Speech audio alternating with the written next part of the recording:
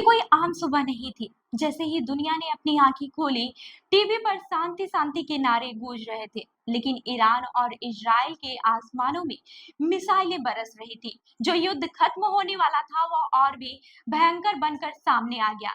America के राष्ट्रपति Donald Trump ने दावा किया कि दोनों देश पूर्ण संघर्ष विराम पर सहमत हो गए हैं, लेकिन सीज फायर होते ही वो टूट गया। दोपहर तक हालात इतने बिगड़ गए हैं कि खुद ट्रंप को कैमरे पर आकर कहना पड़ा, मैं इजराइल से खुश नहीं हूँ।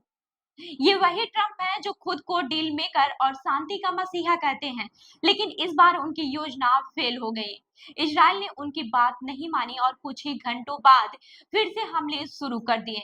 ईरान भी पीछे हटने को तैयार नहीं था। अब पूरी दुनिया चिंतित है कि क्या ये मिडिल ईस्ट का युद्ध परमाणु तबाही में बदल जाएगा। भारत की भी निगाहें इसी ओर टिकी है। विदेश मंत्रालय ने बताया कि वे पूरी रात घटनाक्रम पर नजर बनाए हुए थे। भारत को सिर्फ संघर्ष विराम टूटने की चिंता नहीं, बल्कि अमेरिका द्वारा ईरान की न्यूक्लियर फैसिलिटीज पर की गई परमाणु कार्रवाई की भी चिंता है।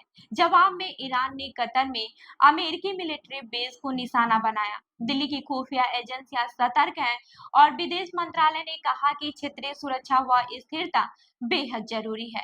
भारत ने अमेरिका और कतर की कूटनीतिक कोशिशों का स्वागत किया, लेकिन बार बार कहा कि संकट से बाहर निकलने का रास्ता केवल बातचीत है। सवाल यह है कि क्या इजराइल और ईरान अब बातचीत के लिए तैयार होंगे। वहीं ट्रंप के लिए भी सबसे बड़ा झटका यही था कि उनका शांति का ड्रामा असफल हो गया। उन्होंने कहा कि इजराइल ने सीज फायर तोड़ा है, लेकिन नेतन्याहू अब ट्रंप की बात सुनने को तैयार नहीं है। वहीं ईरान भी अपनी कठोर नीति पर अड़ा हुआ है।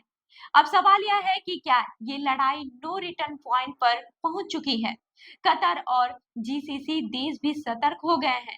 भारत की चिंता ऊर्जा आपूर्ति और लाखों भारतीयों की रोजी रोटी पर पड़ने वाले असर को लेकर है। इसीलिए भारत लगातार बातचीत और कूटनीति की बात कर रहा है, लेकिन जब दोनों तरफ मिसाइलें बरस रही हों तो बातचीत कैसे संभव होगी। पूरी दुनिया की निगाहें इस बात पर टिकी हैं कि क्या अमेरिका इस बार इजराइल को नियंत्रित कर पाएगा या मिडिल ईस्ट फिर से तबाही की ओर जाएगा। अभी तो शांति का पर्दा गिरा है, लेकिन असली जंग अभी भी बाकी है। तो इस खबर पर आपकी क्या राय है, हमें कमेंट करके जरूर बताएं। और ऐसे ही अन्य खबरों के लिए हमारे चैनल को लाइक करें, शेयर करें और सब्सक्राइब करना न भूलें। मिलते हैं अगली खबर में, तब तक के लिए देखते रहिए लखनऊ सुपरफास्ट न्यूज। धन्यवाद।